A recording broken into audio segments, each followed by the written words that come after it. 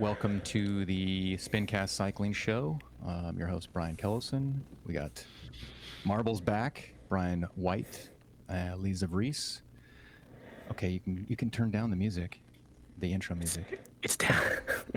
And we have a wonderful and special guest, Thom or Thomas Thrall. What do you prefer, Thom? Is it Thom or Thomas?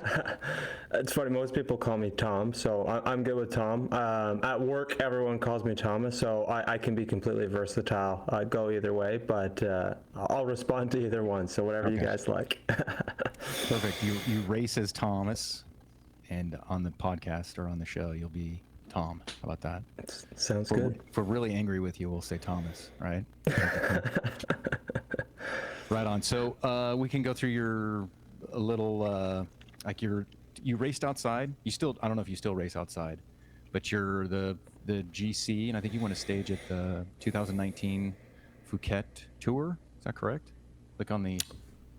Yeah, I did. Yeah, so I won the overall GC and second on second stage. I won the time trial. Yeah. I was second on the second stage, and then basically just hung on to the GC on the third day.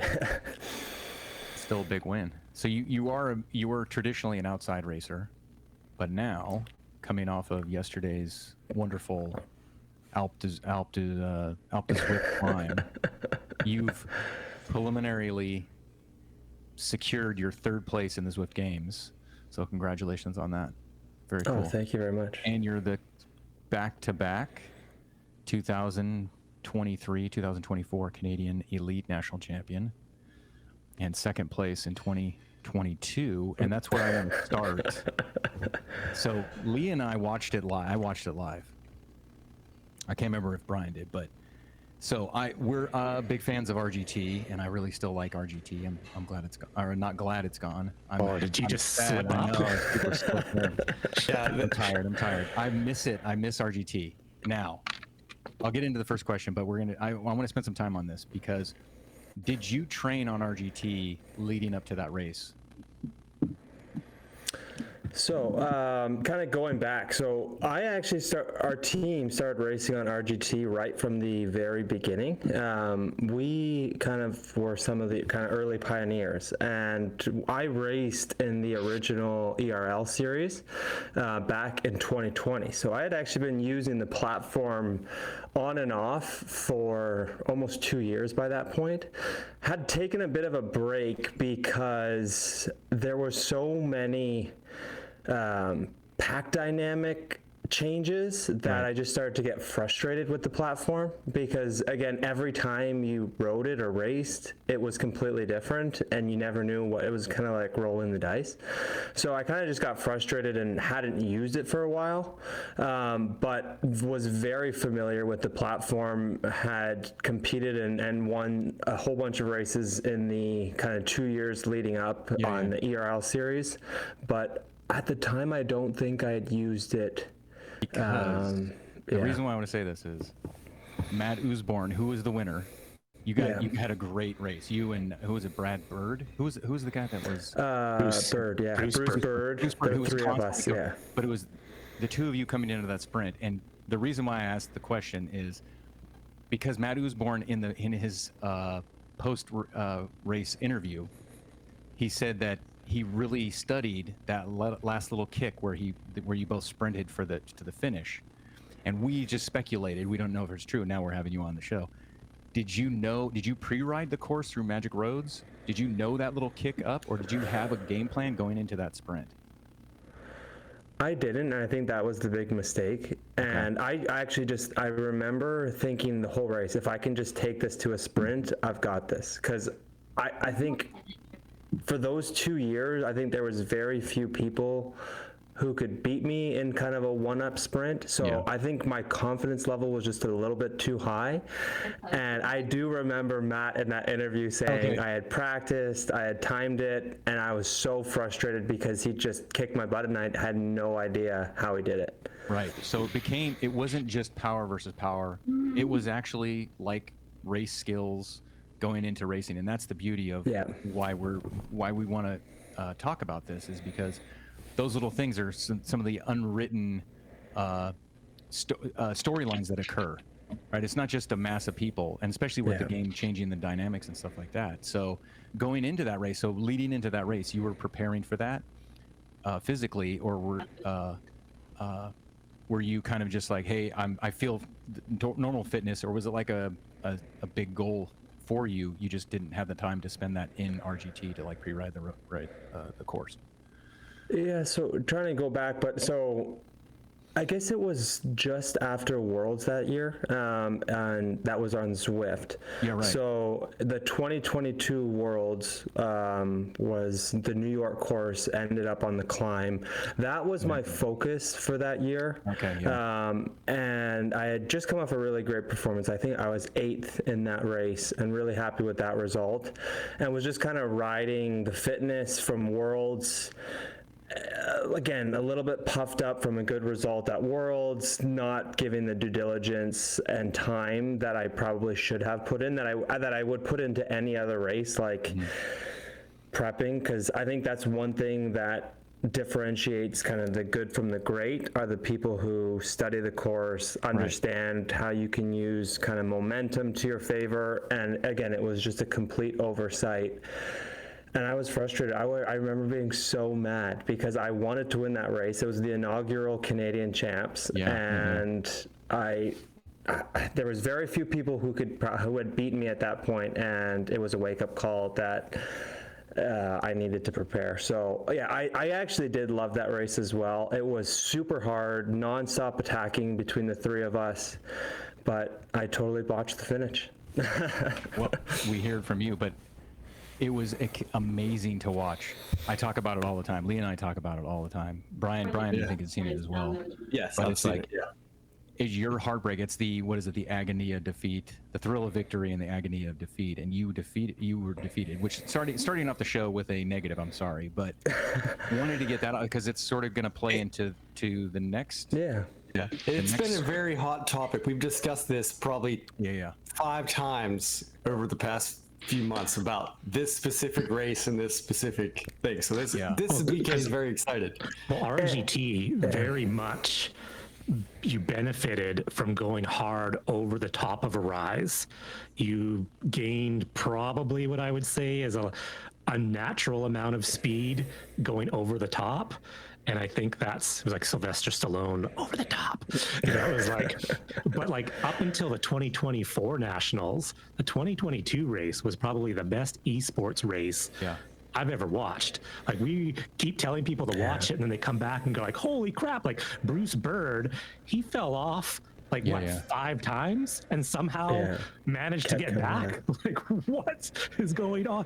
You know, and that was more of an amazing thing. And actually, we were the same thing. We were thinking, oh man, it's coming down to the end. Tom's totally going to take this. He's totally going to outsprint. So that move by Usborne was just like one of those amazing like racing things. Anything can happen in a race, and was just like unbelievable. Yeah. Then there was the 2024 race. Yeah. So you're a world's competitor for Canada. So then going in, you know, that's a you did the great in the worlds, and then you got second, which is not something to, you know, to discredit, but it was tough because it was so close of a finish, right? Then you go into the next year, you're racing throughout the whole thing. Go ahead. I was going to add one more thing. So that was a really special day, because that was, my wife had just told us that we were pregnant with our first child. So mentally, I might have been a little bit distracted, but I do remember that day really clearly because of that moment. That second place fueled the fire for a long time. I actually keep that medal in my desk upstairs.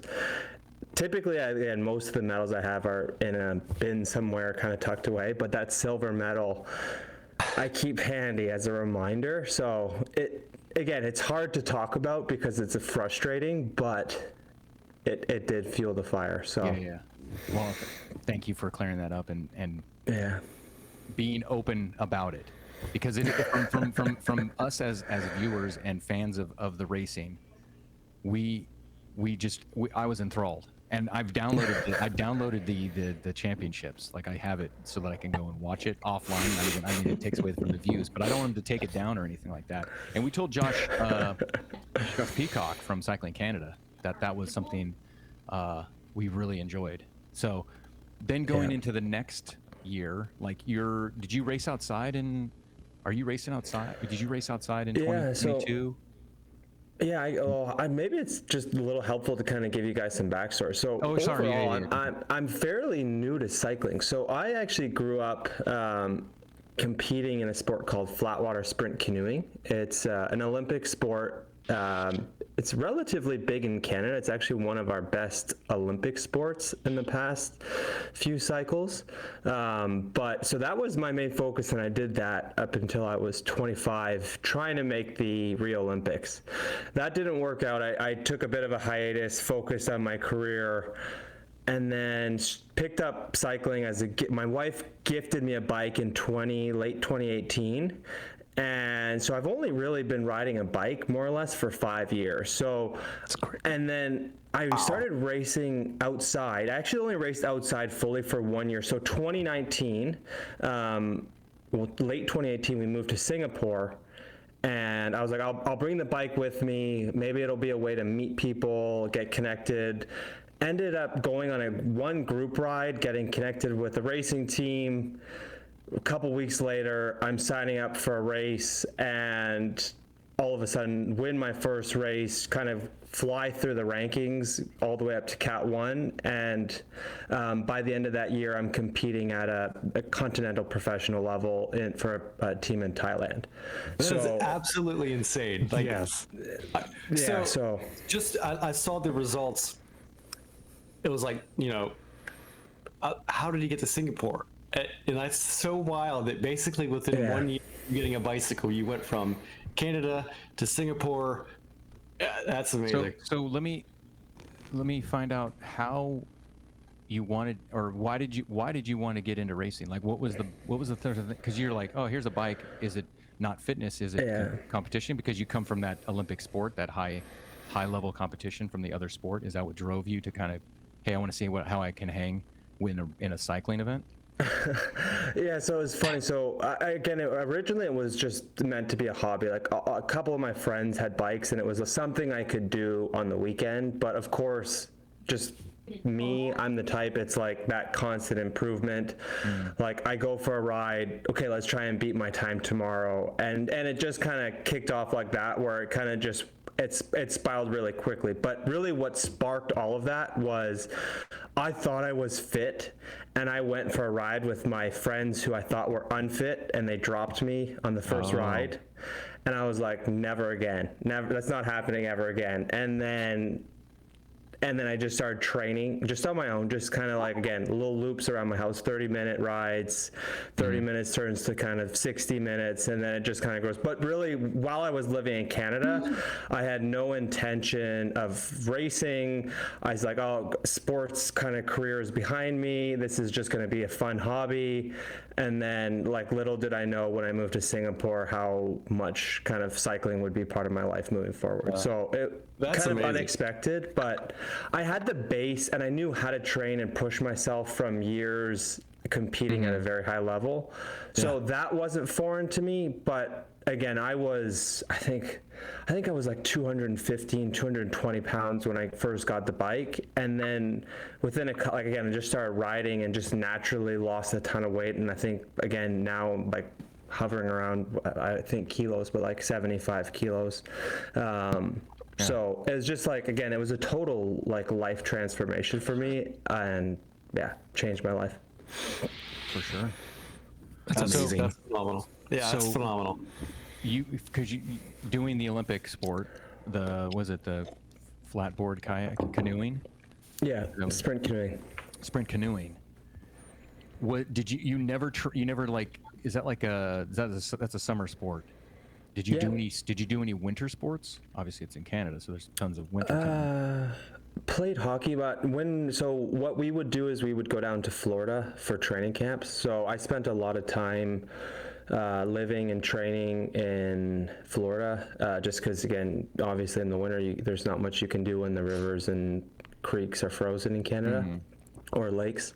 So that's what we would do. So I was basically just fully committed. I was on the Canadian national team and kind of funded to train and compete for Canada. Okay. So going into post whatever 2022, the season,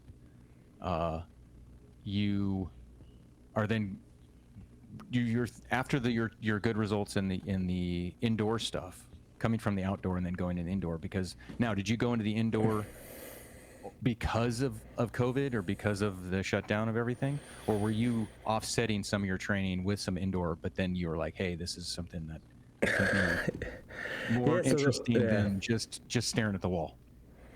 So kind of how it all kicked off was, again, I was in Singapore for a little over a year. We moved back right as it was kind of becoming winter in Canada. So it was like a 1-year assignment. I was cycling, got the bug, and I was like, I got to keep it going when I came back. So we moved back to Canada just for a really brief period.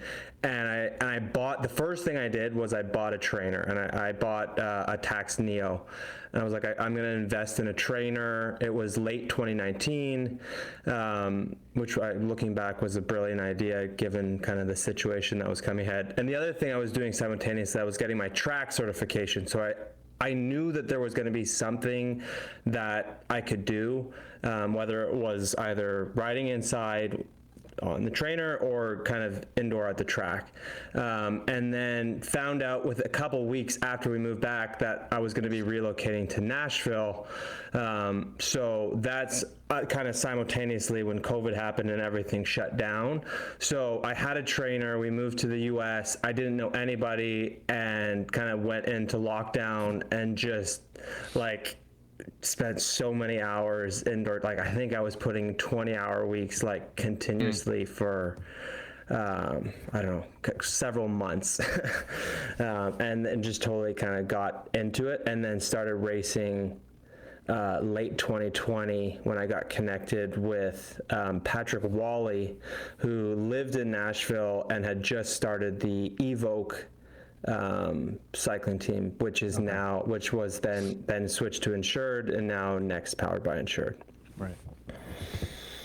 So yeah, that's a pretty fast journey to getting into it. So you're obviously you're sporting previous like national champion stuff like that. Did you immediately become ultra competitive and wanting to be racing indoors to hoping to think like, oh, this is going to be a sport that I really like? Or was it just a casual sort of like, hey, I'll just race to keep my fitness so that I can continue going racing outside? Yeah, originally I didn't know what it was going to be. I was just kind of craving, because again, I had raced so much in 2019. I can't remember the number of race days, but it was significant. And then just going to 2020 and having nothing.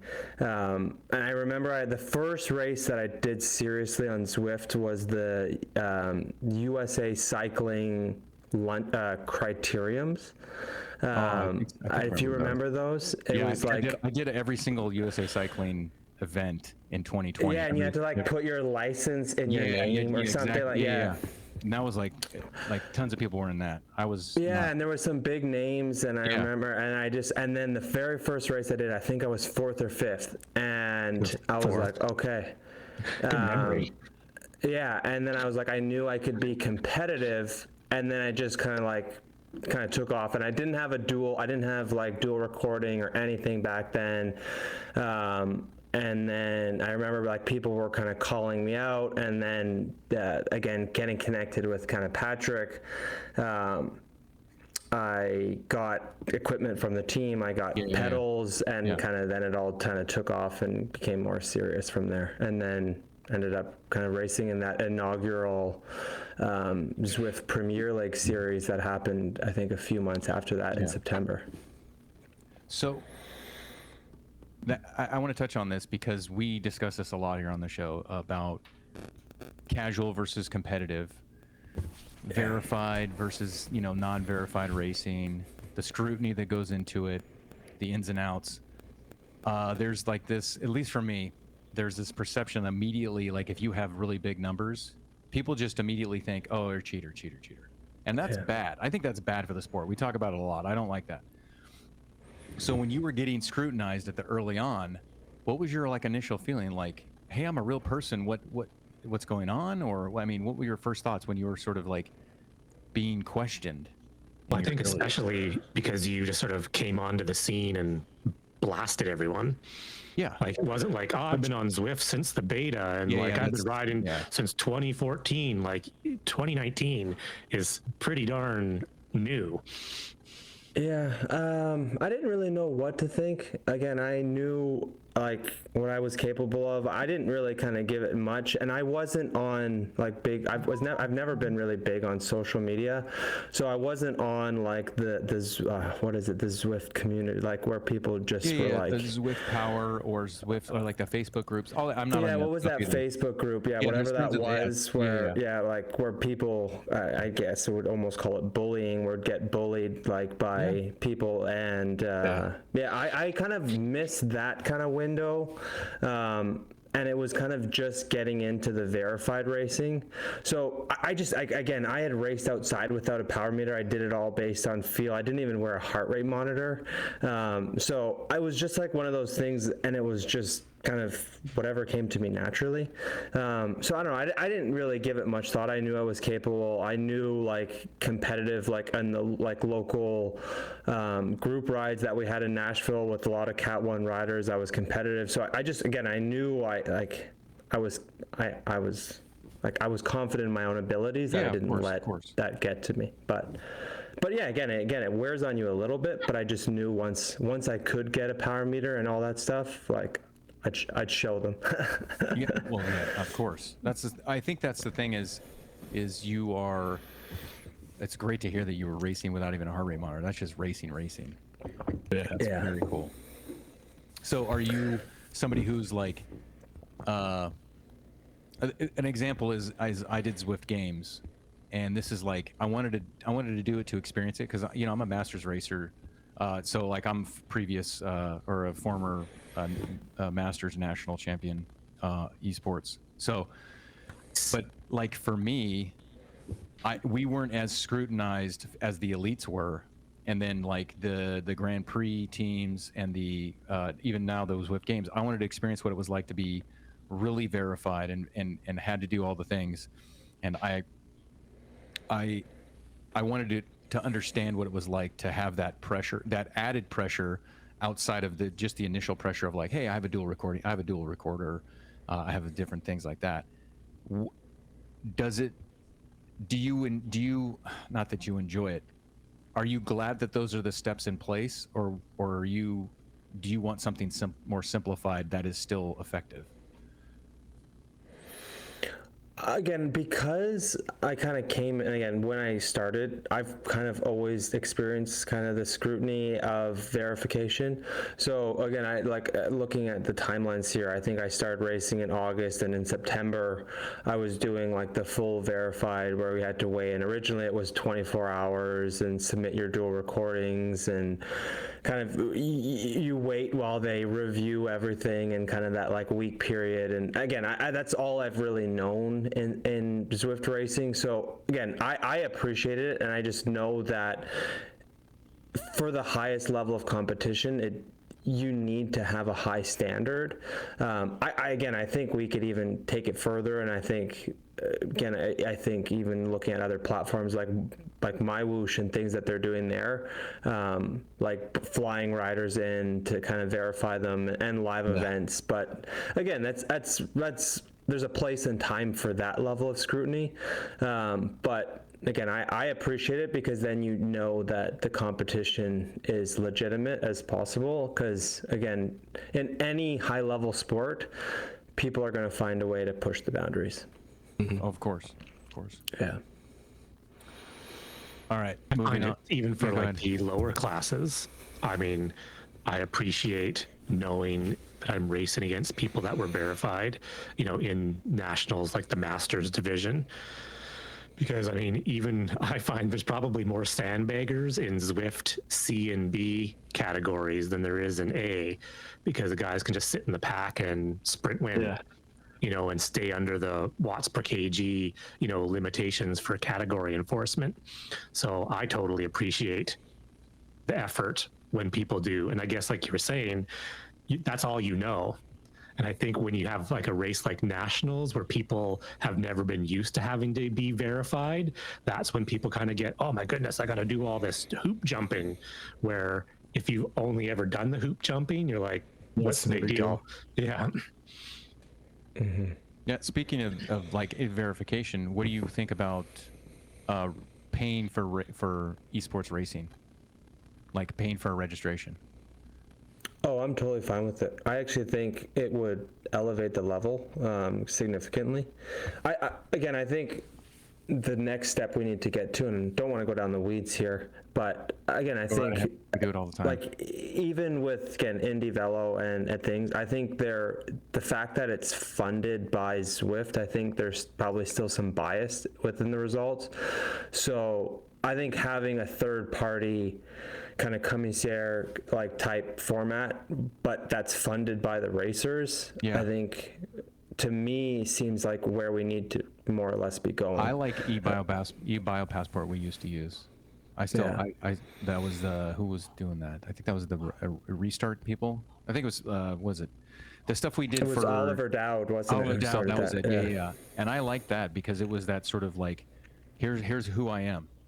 Right. Yeah. Now you don't have to show it publicly, but the promoters had access to it in the background. So like there's like some people that didn't do it. Now we talked to Josh Peacock about registration and paying for the license. So we talked to him about like an esports only license to help with people because we want more people racing at these competitive things. So you have to do the verification, but it's also, I don't want some people don't race outside.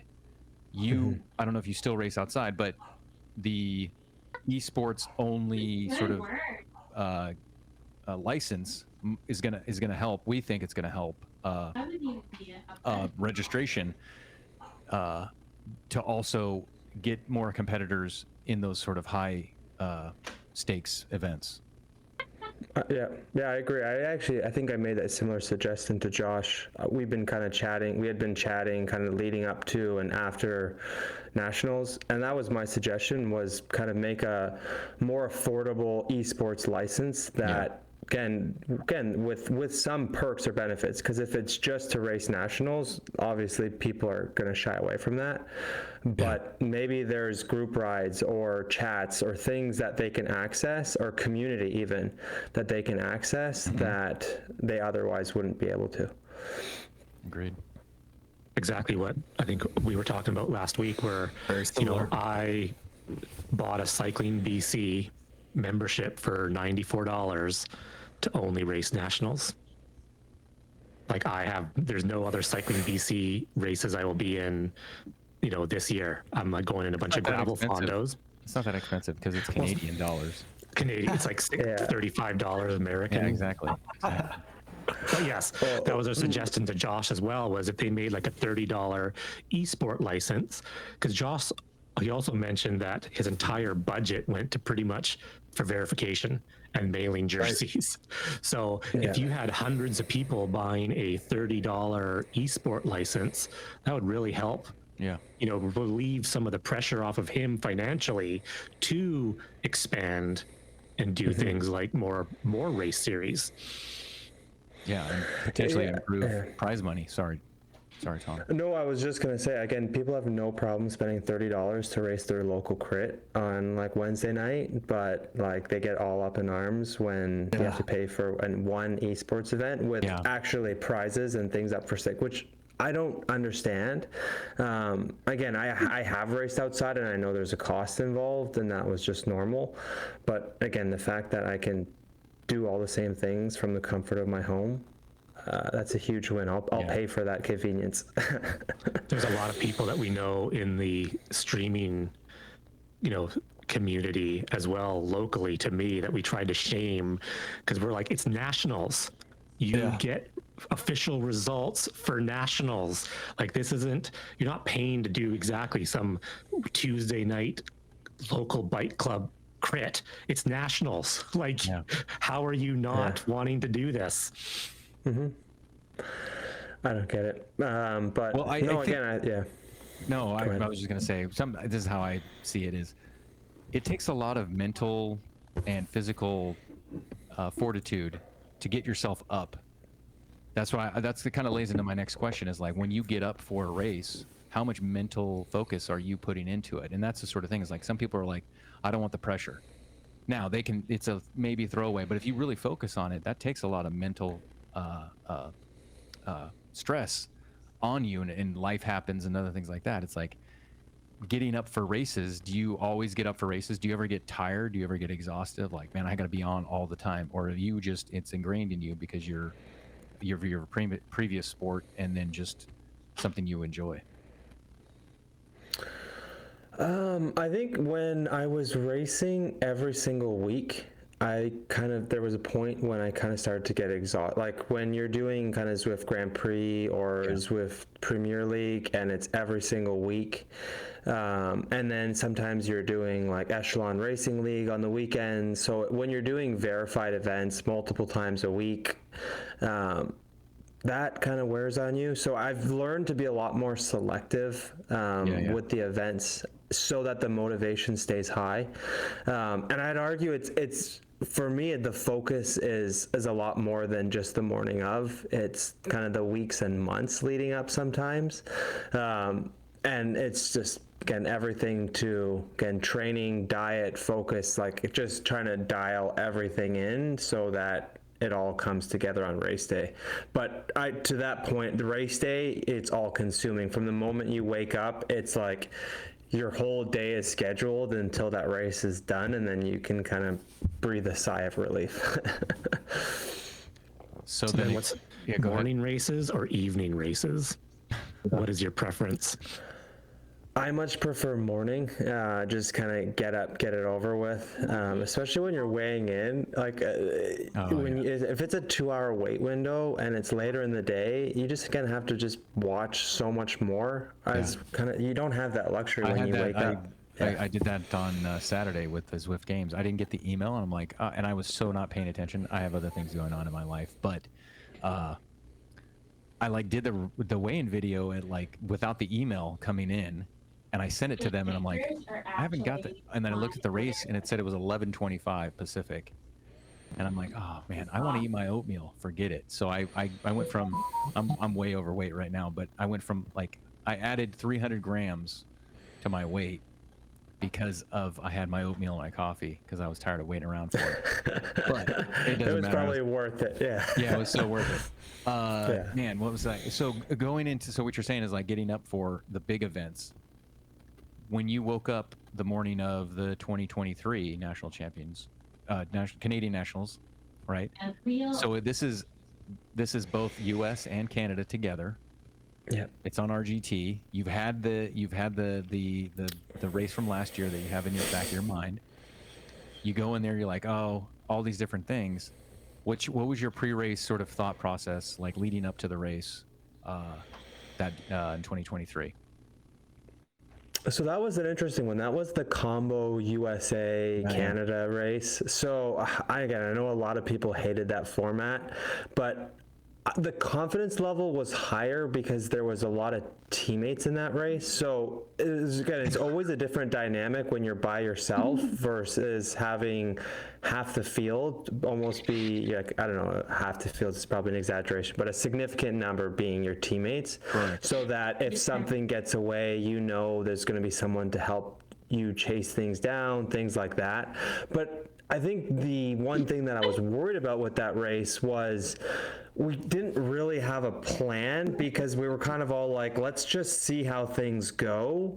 And then whoever kind of gets up the road, like, we'll kind of let them go. Like, obviously we want someone from the team to win both the Canadian and American national titles, but we weren't sure like who it was going to. I think, again, I was the only Canadian, so I knew from that perspective I wasn't competing, but I was also. Hold on, I have to interject. second place is a friend of ours. Yeah. He worked really Near hard and dear to to our stay with hearts. you. Lucas for No. From next. from next. No, Okay. Nothing. No, not insulting any of the competition. It was. All right. Hey, I wasn't competing checking. against anybody on the team. from the next, okay, next. Yeah, Let's from- make that from clear. next. Sorry, Okay. yes, Yeah. sorry, not No, putting no, words in no, your no. mouth. Sorry. No. So, but my fear was that, again, with the kind of the racers that we had, like a Scott or a Zach, like these guys can break away with, who else was like in the race that year? There was Brad. There was. Previous winner was Mason Roca, but it was a tougher course, I think, for Mason. Yeah, In the US, you're talking about on the Canadians, Canadians. Who Who was it? else was on the Lucas podium? Verslois? Lucas. Yeah, There was Lucas. Lucas, and then Brad Bickley, I Brad, think. and those are the two, yeah. Those are the Yeah, guys. but Those are the again- guys that try to hang with you guys.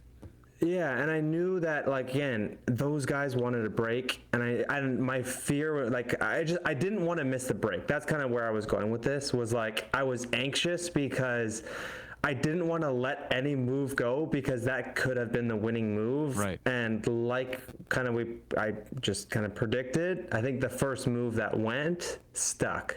Yeah. Right. And I think there was like 4 or 5 of us that got away, and there's nothing the pack could do. So No. and once I got in that break, I got more and more confident. Again, I didn't want a replay of 2022, but again, my fitness level actually was even better. Again, this was 2 weeks before Worlds this time, so I was just kind of coming into my peak. Maybe I even peaked a little bit early because Worlds did not go as planned. Right. But I knew I had really good fitness, and kind of once we got away, I was very confident in the small group, and the plan was just attrition, and again, like we played out, just kind of 2 of us from next ended up riding away, and didn't really need to fight it out for the sprint at that point because there was kind of 2 clear winners at that point. Right. So did you recon the course, the Dirty Reaver, and you knew the layout of the course and stuff like that? Did the team do that, or did you just do it personally? I just did it individually. I knew that dirt section, that dirt climb was where things were going to explode, and kind of the race was going to blow up, which I'm pretty sure that's where we kind of went. But that finish was really tricky. So I knew you needed to be either solo or have made your move before you kind of heading into those final corners, because I didn't want, similar to the year before, I didn't want to leave that to a sprint because timing, braking, all of that in RGT, I just like was like afraid of screwing something up again. So how good did you feel when you finished? When you well, obviously you were out in the front, but crossing the line finally, what was that feeling like? It felt amazing. It was still like a really hard race because I think, again, the pack dynamics, I was quite a bit lighter at that point, and I remember I was like with Scott in a breakaway, and I just remember I was dying just to try and hold his wheel. So I was exhausted when I finished, but again, such a relief to finally kind of take the title back. It was really unfortunate that like Matt didn't race again. I would have loved if he could have tried to defend the title. Maybe I'm sure he would have put up a great fight.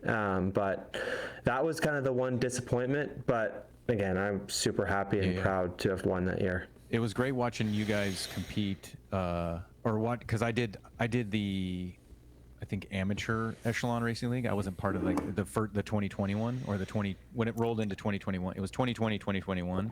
That's when I got on RGT.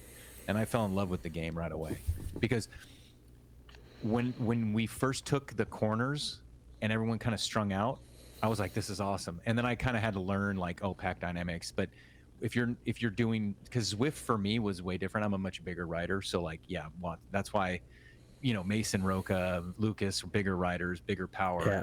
That was like, okay, that's just a different style of esports racing, because their physics are a certain way. Mm-hmm. But the going back and forth and having different race tactics,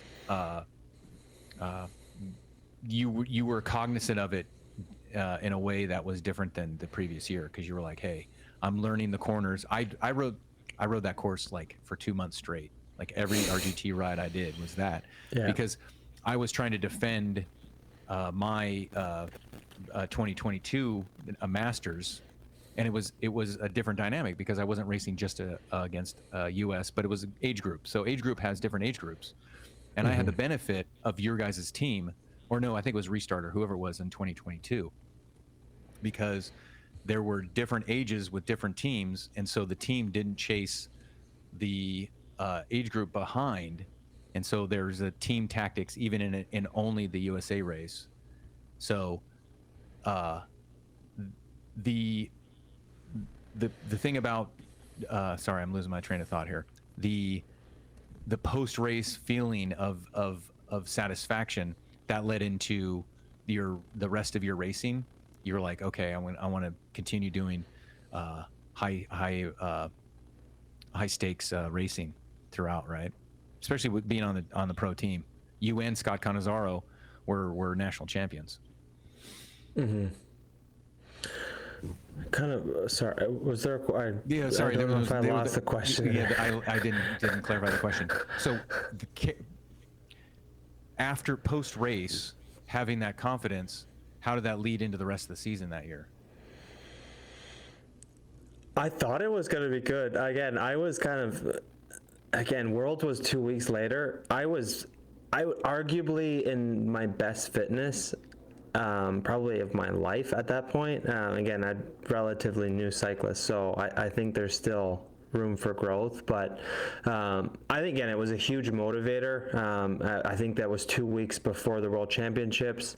But all went wrong at Worlds, but that's okay. Again, I learned a lot from that. And then the rest of 2023 was actually a really hard year for me.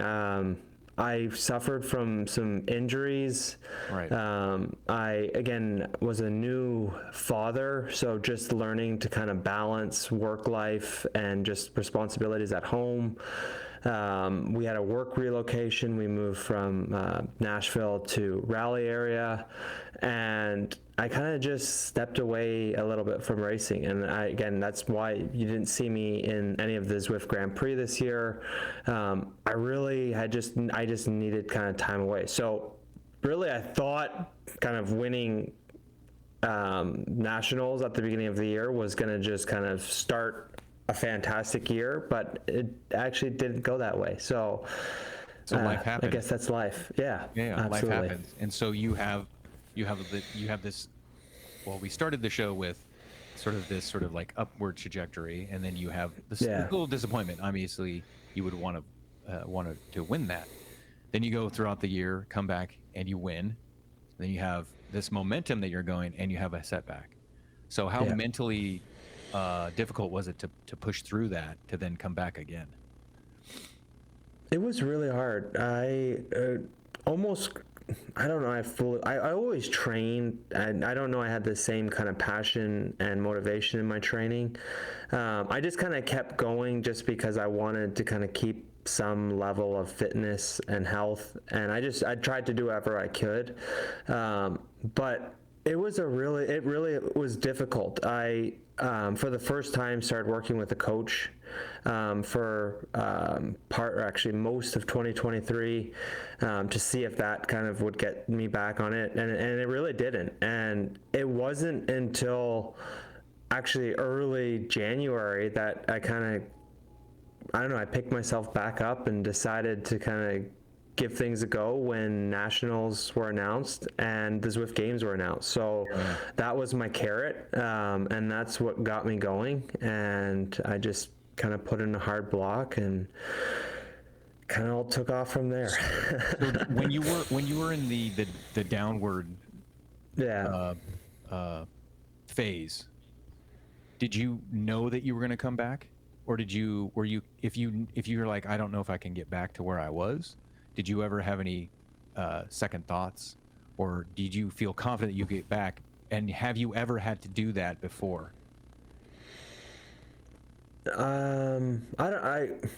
don't know I was ever confident. Like, I wanted to, like, mentally, because again, I'm just like, it's just in my DNA. I'm a competitor and I always want to win.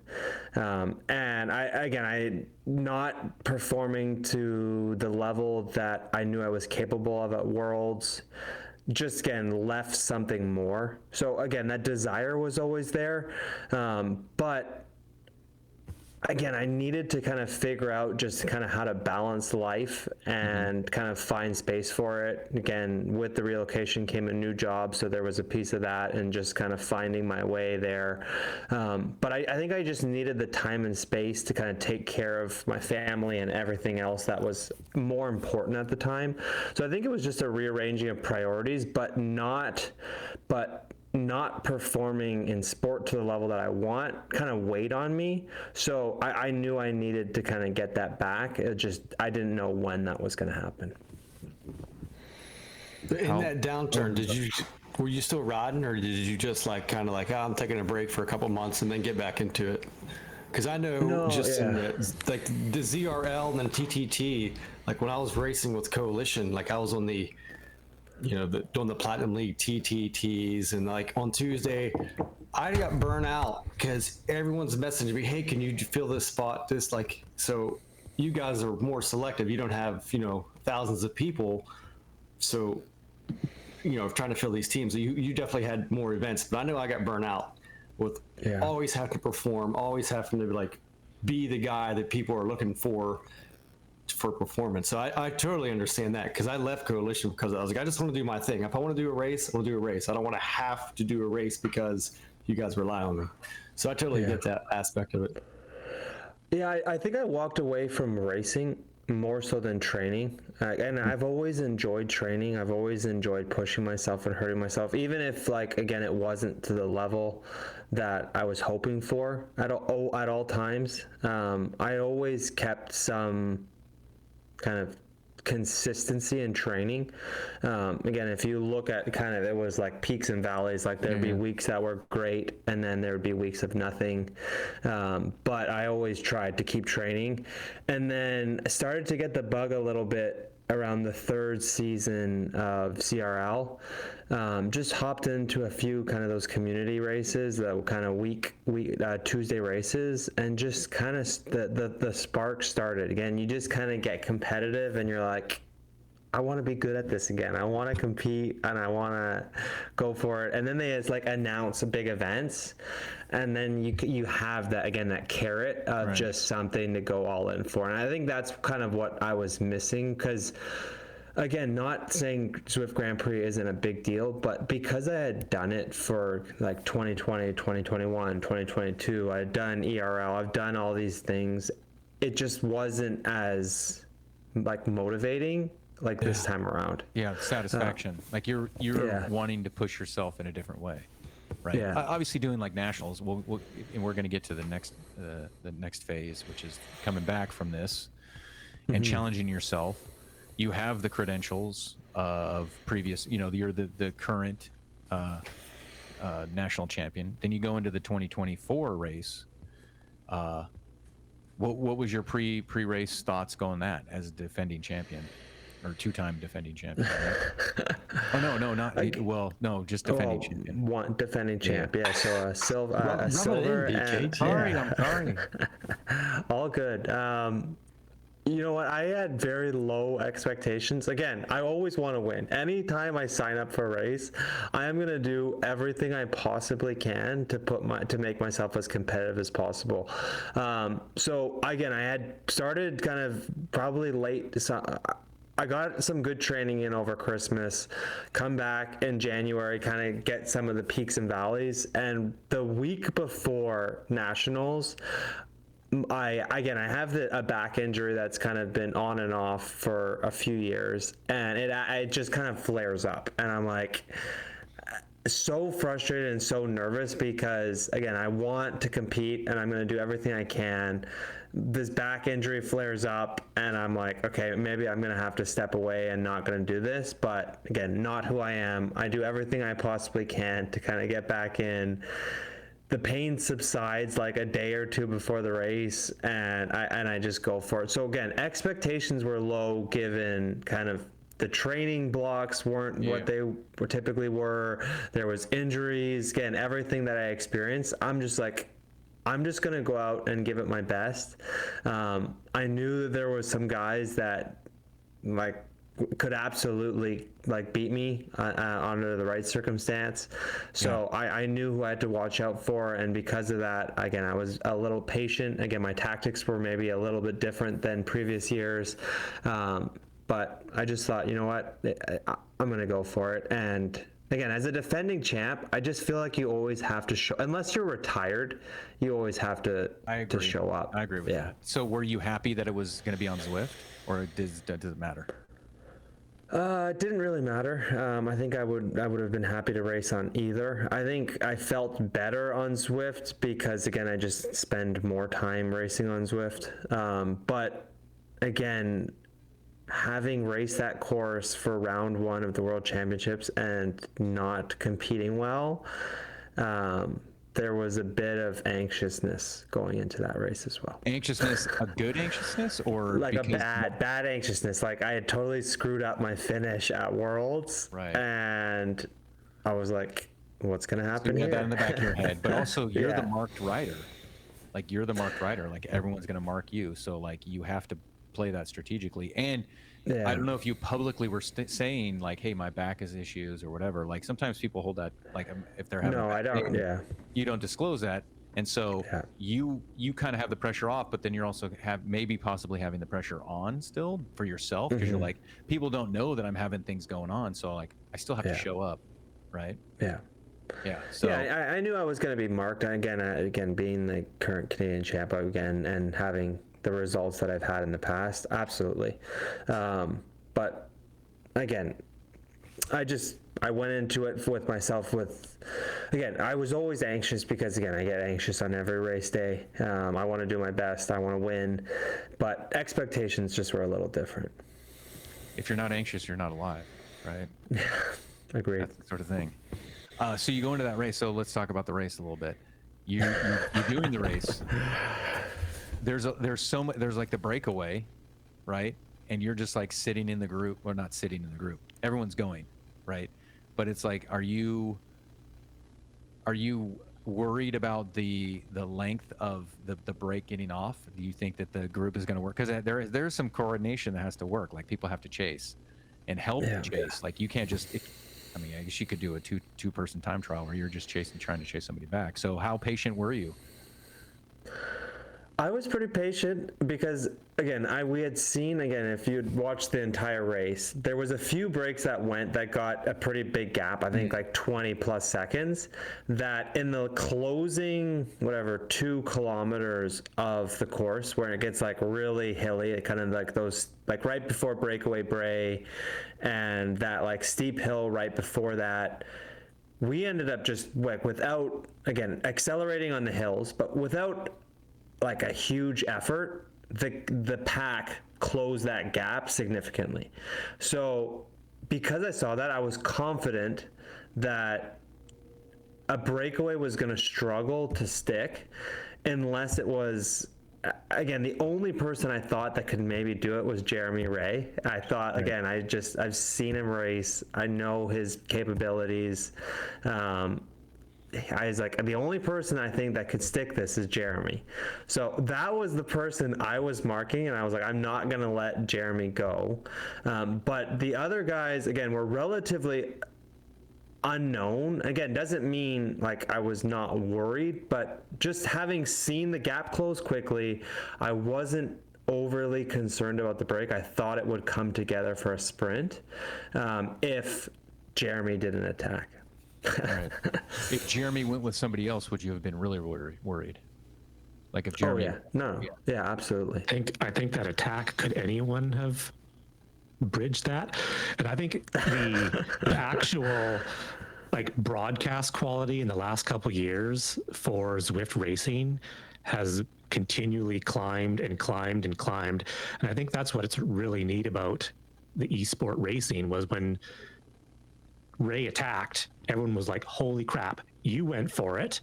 And we were like, oh, and they had your camera up and you could almost see in your face at one point where you're like, yep, not catching this guy. And you pull back and then everyone's like, oh my goodness, the race is like done. And then Ray went 400 meters too early and blew up on the last little climb. And you could see, because they were showing his camera, and you were like, how bad must he feel? Because he could barely even turn the pedals. Like he just put everything into it. And then the pack passes him. And you're just like, you feel so bad. You're like, oh my goodness. Like, because for someone of that level to not even be able to like barely pedal or put out like 250 watts, you're tired. Like it was amazing. Like the last 5K of that race was like the best esport race there was. That was phenomenal to watch. Yeah, it was phenomenal. Oh, no, I kind of forgot about it. I was doing my own ride. And I got off and I was like, oh, look at this. And I caught the last like lap and a half. And it was the most exciting lap and a half I've ever watched of any race, I think. It was so exciting. It was pretty amazing. I have to say. And then the way you just like your wife walks in with the baby and you're like heeled over on the bar. It's like, that's the beauty of like seeing the people behind the avatar. That's the thing. You were like, just like, I didn't even know how to like, you were just dead, it looked like, on the bike. You were just staring. It's almost like you didn't realize what happened, and your wife and jumping around, and then you're still kind of like in shock, or just you were so tired. I don't know, all the emotions. I can imagine what it was. Yeah, it was just, again, the roller coaster of emotions in that race was, again, I'm still speechless. I don't know how I won that race. It still gives me chills. And I think, to your point, the broadcast, I'd shared that with people who aren't familiar with esports racing, and everyone that's seen it just said that this is unbelievable. Like, they said, like, they've never seen that quality. They didn't know that esports was that exciting, or that we even had that quality of broadcasting. So I think that's a really exciting piece. But again, just from how that race played out, I've thought so much about it. Like, did Ray just go too hard in his attack to drop me? Because again, I think it was like 14 watts for however long. 14 watts per kilo for like time. A good Again, I tried my hardest. Like, and then I didn't want there, like, if I could do anything more to catch him, I would have. And then, like, mentally, my wife is like screaming at me like, don't quit, don't quit, don't quit. And like, I was pushing, and like, I wasn't making up any ground. I kind of, like, again, had lost a little bit of momentum, and then somehow the pack sweeps me up. I get back in it and somehow win a sprint. But like, yeah, again, you reassess your goals through the whole thing, throughout the race. You know, that was great. So, congratulations on that. Going into Zwift Games now, you have this momentum of digging so deep, coming back from your injury, digging so deep, having the success. Going in now to Zwift, they announce Zwift Games, they do these sort of things. Going into that, how did you feel? Yeah, I was riding a cloud of like a huge wave of momentum. Like, ask anybody on my team, like, my demeanor, my training, everything changed. And I got back to the racer and rider that, again, I always was, but that had kind of disappeared for the last 12 months just because of, again, like, life happening and just losing kind of some of that spark. So I don't know, I found kind of, again, the athlete, competitor, and I think probably even the home life, like, I've become a better dad and a better husband kind of because kind of everything clicked again. So again, I was riding a wave, and that carried forward. Had some really good training kind of from, again, training blocks. I peaked well. It all just kind of worked out. And again, really happy with it. I didn't win any prize money. I kind of was always just outside. But to come third overall across the 3 races, given where I was a few months before, I'm absolutely ecstatic with the results and with everything I accomplished. Yeah, it's very cool. It was a good scene, and it's very dramatic. Like the points, the first race, where it was just like it was from the gun. Like every single race was just on the entire time. I got dropped like immediately, but I heard that you guys were going very hard the entire time. Having to stay on and knowing the level of competition, how deep were you going to, like, because not seeing the results where you in hindsight now looking at it, but like just in the first race, like you're like, this is the inaugural Zwift Games, like how hard am I going to go? Yeah, well, again, first race was redemption for World Championships last year. I was like, I'm not missing that first cut. I'm getting to the final 10. It was top 30. Top 30. Yeah, and I just knew kind of one race at a time. But again, I was ready to kind of give everything I had to make it through. And my learnings from that was just stay near the front. With these massive packs, as soon as you get behind or out of position, it can cost you kind of that entire race. And again, even seeing like guys like Neil Fryette like not make it through and then kind of smashing the second race, it's like, again, that was probably a positioning error that just again got caught out, and it cost him a lot of places, right? Yeah. The gold Tron bike motivate you? I would have liked to have won it, but it doesn't. The digital one or the actual gold Wahoo kicker bike? Yeah, I would have liked the kicker bike more. That would have been awesome. Or maybe some prize money. That would have been nice. Again, I don't do it for the money at this time. Of course not. Again, I'd love to make some money off of it, but again, I just want to win the races. Like that's what really feels. Yeah, that's not the drive, but it's a nice secondary sort of feeling. Absolutely. Of course. All right, so we've gone through. We're now current. What are you working on? What are you going towards now? What's the next sort of goal? Obviously, World Championships, but that's in October. Is there any sort of like bigger things that's on your thing right now or on your schedule? Yeah, no, I think it's the next big thing is Worlds, and I know it's a long way away, but I think what I'm going to try to do is just ride this momentum. Again, not to try and kill myself now because 6 months plus away, but I just want to be consistent throughout kind of this next block and stay healthy. Try and kind of keep my weeks more consistent rather than kind of the roller coaster of like train really well for a few weeks, get injured or get sick or kind of stepping away. So I just want to be consistent, and that's the goal. And maybe get some outdoor time, and I haven't done much of that in the last couple of years. I was going to ask you about that outdoor stuff. So do you know if are you automatically selected because you're the national champion, or do you still have to qualify and stuff like that? As of right now, I don't have an automatic spot. They are writing up the criteria. They may offer one, but I know like with the US, I believe they did. Yeah. If I'm not mistaken, but I know Josh is organizing a My Whoosh qualifier at some point, either this summer or this fall. So that's really exciting that it'll actually be on the right platform with like them organizing everything. But we asked Josh about that. Have you done much My Whoosh? Have you rode My Whoosh any? I've done a few of the Sunday race clubs, maybe a handful over the years.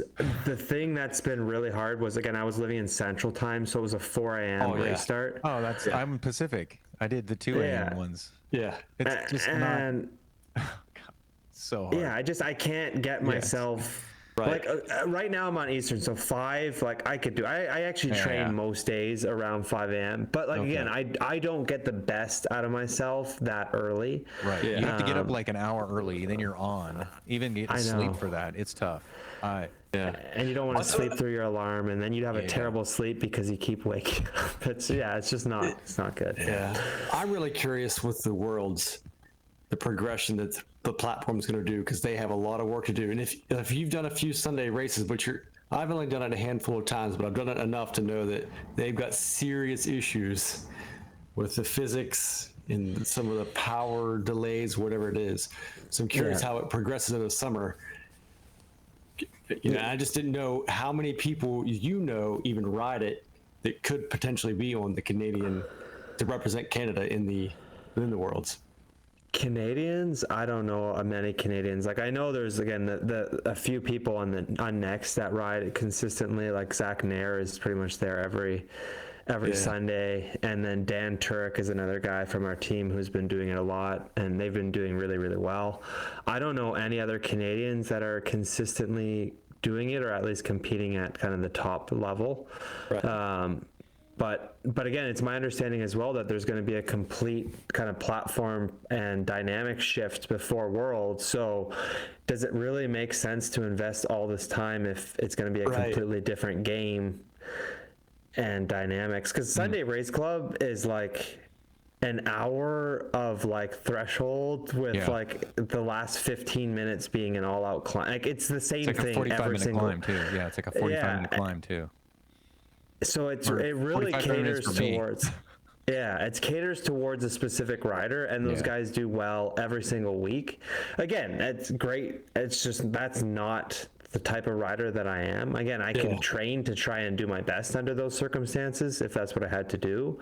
But again, I'm kind of like you saw in the Alp, like I'll give it my best, but again, I'm kind of the second tier finisher on those kind of races.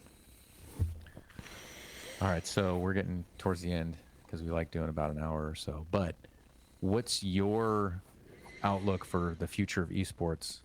Like for you, like what do you want to see in the future of the sport?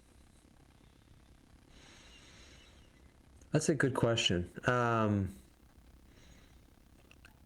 be honest, again, I'm just, kind of going back. Like I was bought in 2020 of like this is going to be massive. And I've been a little bit disappointed with the growth we've seen just in the last kind of 4 years. I think, again, we've moved forward with big events like the Worlds have gotten bigger, Zwift Games, like I know even Sunday Race Club on my whoosh has gotten bigger. But I really don't think we've made like significant progress. I'd love to see, again, I think once more people are having almost like a full-time career of esport racing, I'd love to see that. I'd love to see people making, again, livable salaries off of the sport. Yeah. And again, I think we can have a year race calendar where there's different races on different platforms. Just like in outdoor racing, there's like different styles of racing, whether it's grand tours, one-day monuments, things like that. And I think that's where we need to be. And I think we should ultimately work together, whether it's all governed by UCI or some esports governing body. But ultimately, would just love to see more big events where people can make a living off of it. And selfishly, I'd love to have some live aspect because I'd love to meet some of the people that I've been racing against for many years. Yeah. So we're going to pitch you something because we've talked about it before. I don't know if we've talked about it on the show, but I think we should have a riders union sort of thing or riders collective to say, hey, this is what we want as riders, instead of having like the UCI or the game developers sort of like tell us what we need to do, where we say, hey, we're willing to do this sort of verification, kind of like the CPA, the riders CPA or whatever it is. It's a riders association to go, hey, because I remember doing verification for the Power Passport and then having to do a different one for Zwift, and then you had to do, it's like, we're okay with that, but it's like, hey, can we have something that's a little bit more of our voice as riders? So that's if that starts to come to fruition, I'm gonna reach out to you. So sounds like you're. I think we need that, absolutely. I think ultimately, whoever would lead that would need to be compensated well, and it probably would have to come out of the pockets of the riders. Yes. Which again, I don't know we're there yet, or we have the appetite for that. But I completely agree, and I think that's always been a miss because like, again, over the years of esports racing and verification, I've had to do a lot of really silly things just to the points that you mentioned. Like, I've been kind of, again, when it was Zada before, they come after you and they want performance verification in between two races that are a week apart, and whether that's outdoor efforts or some test that they've made up that's going to verify your performance. Again, it's always been, and it's always under their timelines and kind of their ways of doing things. I think as riders, we should have our voice too, so we can come to an agreement. I think that's what we need. Because I completely agree. Yeah. Okay. Final thing. Any final thoughts from you two? Lee, Brian. Can't wait for this question. Okay. The final question. We're gonna get out of here.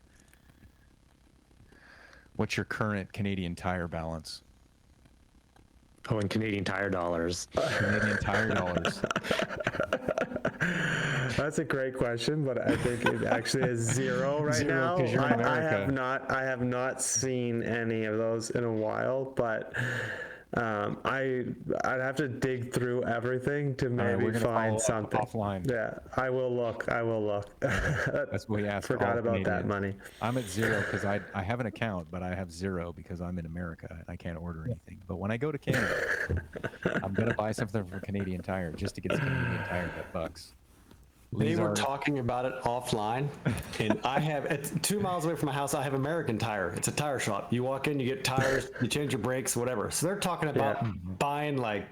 Oh no, the Canadian Tire is not Canadian I'm Tire. like, what? I need an explanation here. It's like a Walmart, that does tires, or it's like, completely different envisionment between my American Tire I got 2 miles away versus what Canadian Tire is. They were confused when I went and bought some SodaStream equipment and oil for my car. Yeah. And I was like, Canadian Tire. I'm like, it's a bunch of random stuff. That's where everyone goes. Yeah. Do you miss Tim Hortons? Outdoor. I'm gonna get like lambasted for this, but no, not really. Yeah, that's all right. It's all right. Okay. On that note, anything else? That's it. Canadian Tire bucks are zero for Tom or Thomas Thrall if he's racing. Or on the broadcast, do you like hearing, when you watch the broadcast, do you like people saying Thomas Thrall? Does that make you feel good?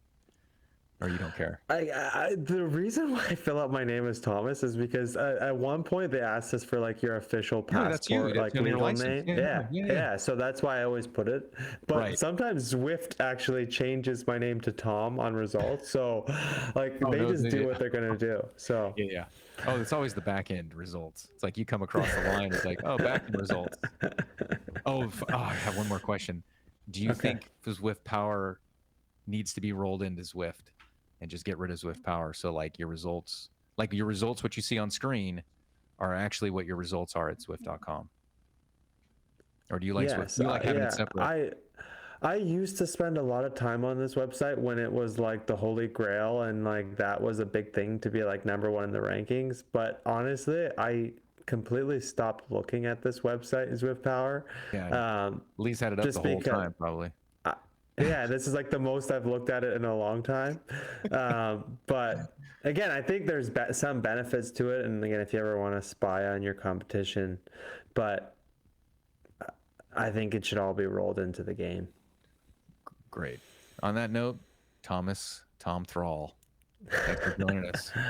Play the music, even though we don't have music. Play the music. Well, thank you very much. That was amazing. I appreciate you guys. This was good. We off stream?